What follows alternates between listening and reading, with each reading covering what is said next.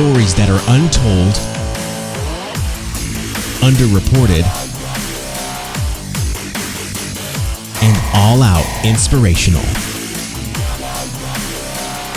Carey Pena reports. Hey guys, thank you so much for listening to Carey Pena Reports on iTunes and Stitcher, and for watching our shows on Facebook and YouTube. You can find us at Inspired Media 360, and of course you can subscribe to see all of our shows at inspiredmedia360.com. On this podcast, we interview people who have highly inspirational stories to share. And in studio with us today, TV personality, weatherman extraordinaire, Used to be weatherman. Brad Perry. Yeah, that's what we're going to get to. Yeah. So you have a pretty incredible transformational story that is really unfolding real time. Yeah. Each day. For folks who aren't familiar with you, you're a well-known TV personality in Phoenix and in San Diego, most recently on the air in San Diego, and you just walked away. Yeah. What happened? I pretty much, it's kind of interesting. In this business, we have low self-esteem. I mean, on-air people, we do, and sometimes it ruins us, and it can. And so it started to really play effect on me, and after over the years and stuff. And my daughter gave me a book for Christmas, and the funny thing is that it was supposed to be 2 years ago that she was supposed to give me this book. And so I got the book, I started reading, and I was like, wow. And the name of the book is called You're a Badass by Jennifer Sikora, and it's a great book. And it just what's it about?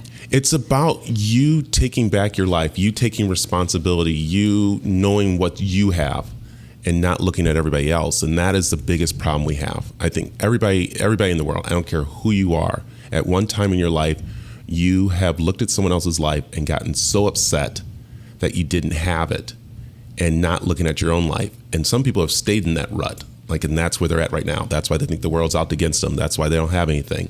And this book tells you that you're your own person. You're in command. You're the badass. So that's what I wanted to invite you here today, Brad, because really it's incredible that you had it within you to sort of identify the things that you didn't feel were going right in your life, and that you had the courage to walk away from a great gig. Being on TV is a great gig. You worked at KUSI, in KUSI in San Diego.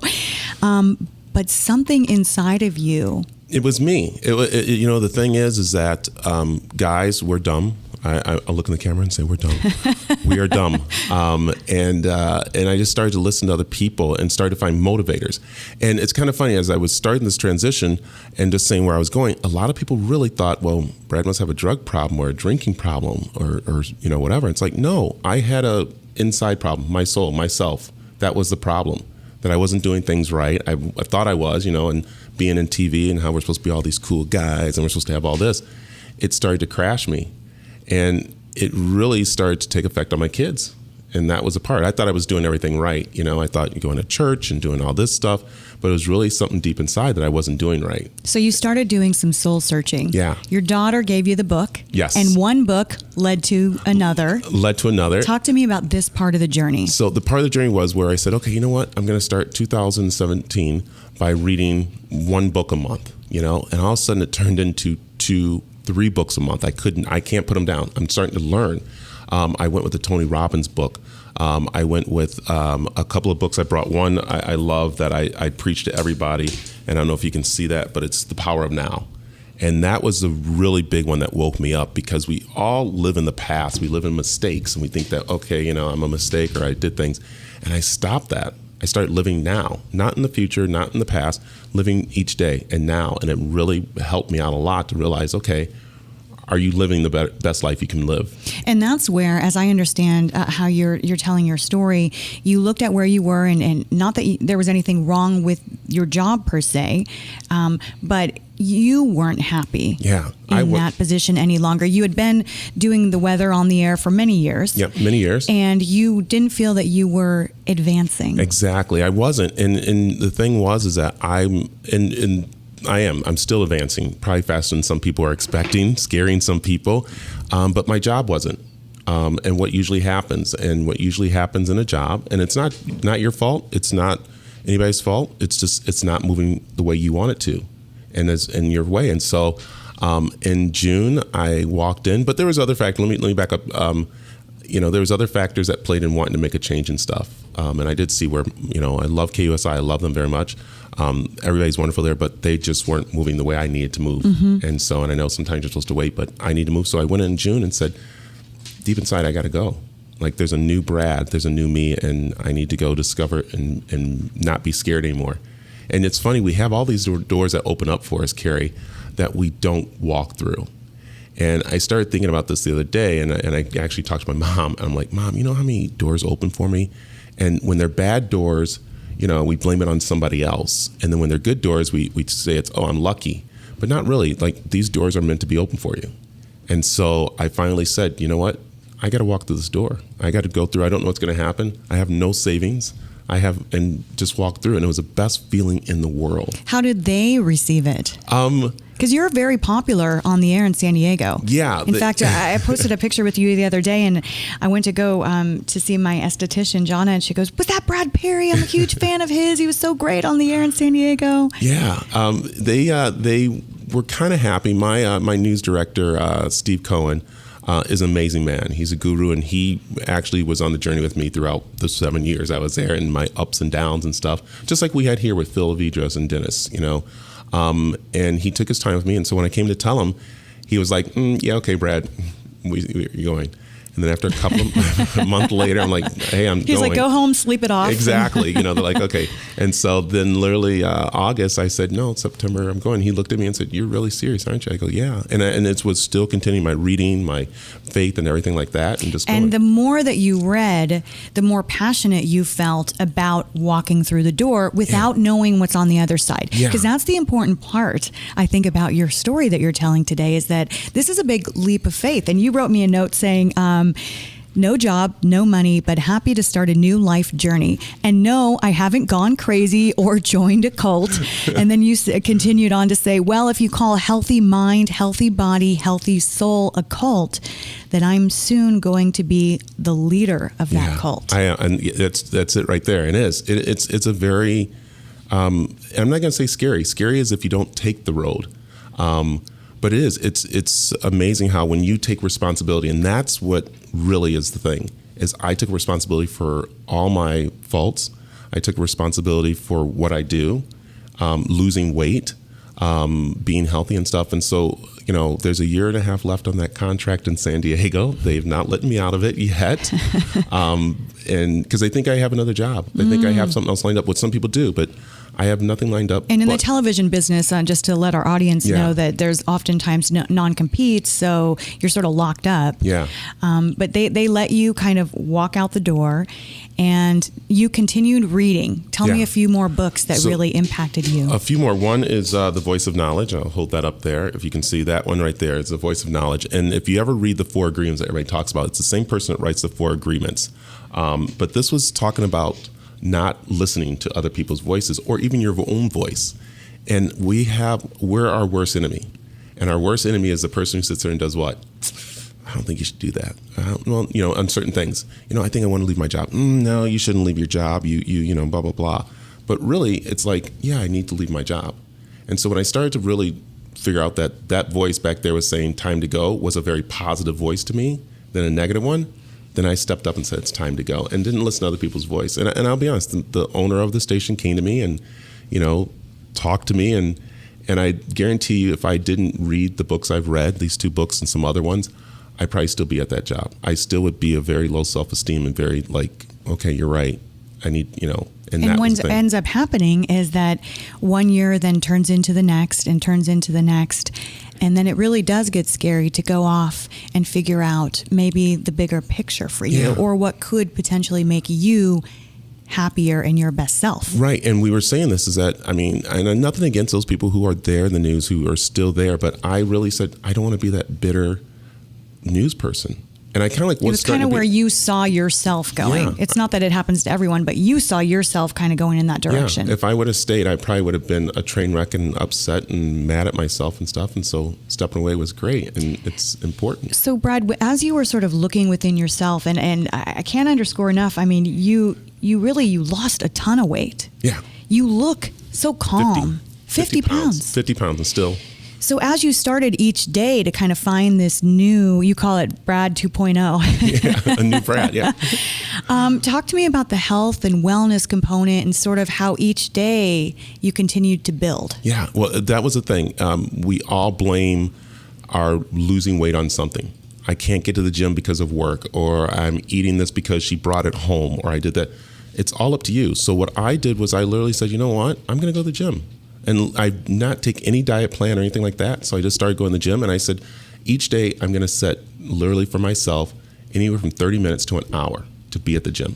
That's it, and no one bothers me. The kids even knew too. When the kids would like text me, "You at the gym?" "Yep." "All right, I'll talk to you in a half hour." And I go, "Are you dying?" "Nope." And that was the thing I learned too. And that was a part of reading, is I learned the world's not going to fall apart.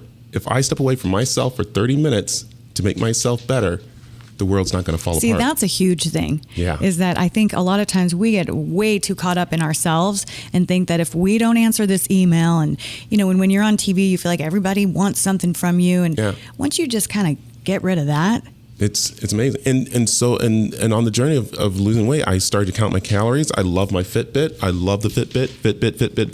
I just can't say enough about it because it kept me accountable. Accountability at all levels. Yeah.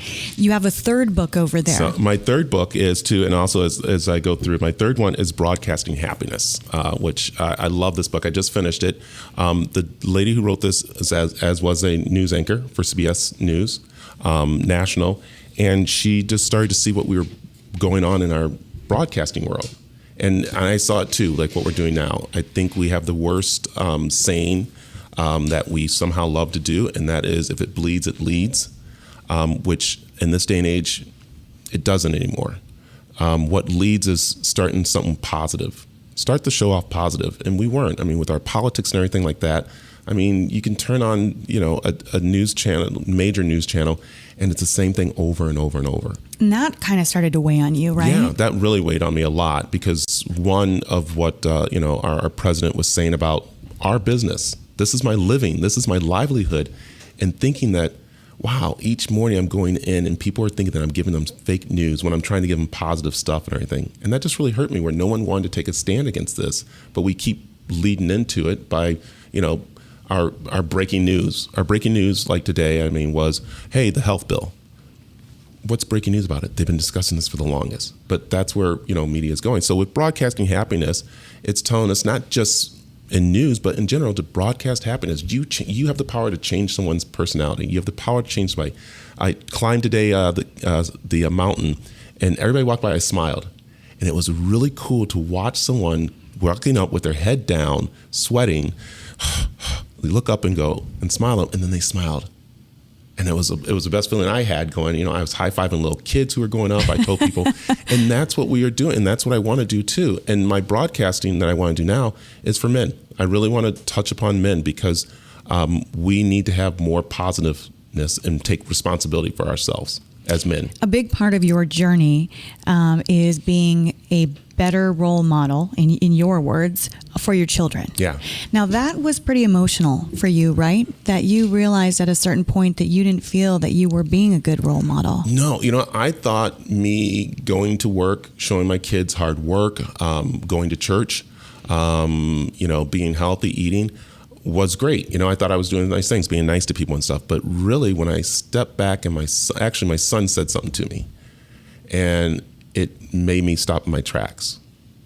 And it was about just some of my personal actions I was doing. And I was like, wow, what legacy am I going to leave behind? Really, what legacy am I going to leave behind? And it was a wake-up call on that part with my son. And then I have a daughter.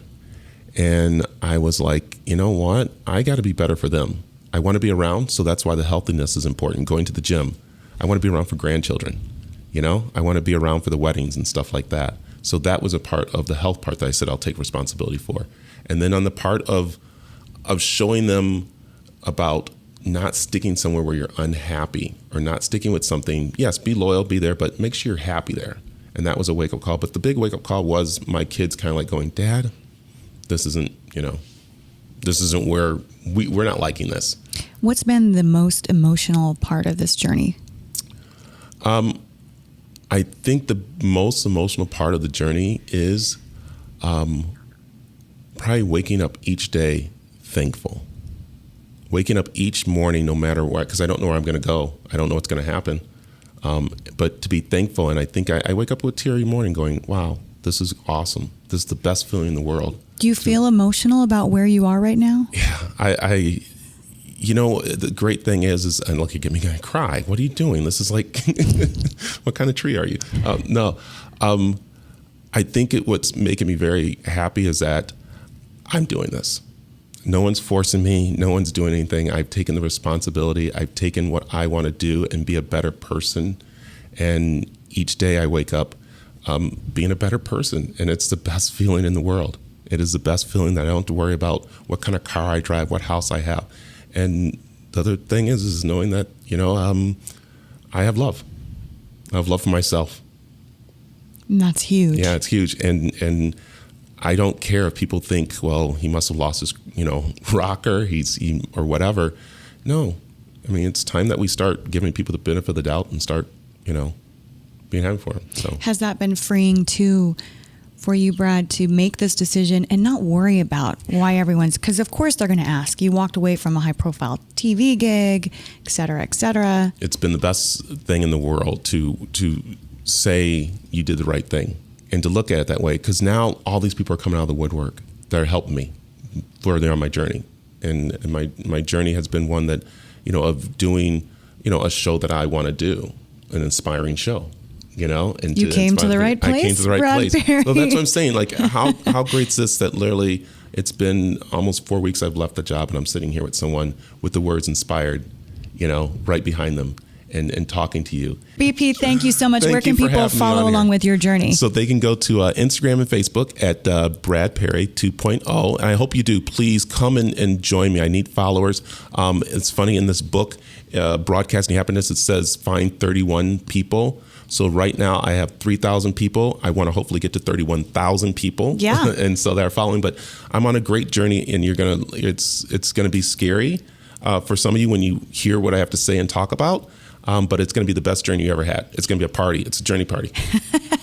From a guy who used to stand on the street in a chicken outfit doing the weather. And other things, too. And other things. Brad, thank you so much. Thank you, and thanks Carey. to all of you for listening to Carey Pena Reports and watching us on Facebook and YouTube. Be sure to connect us with us at inspiredmedia360.com. Our mission is to inspire communities with the power of positive change. Today's show produced and engineered by Shannon Hernandez, brought to you by Inspired Media 360. Until next time, stay inspired.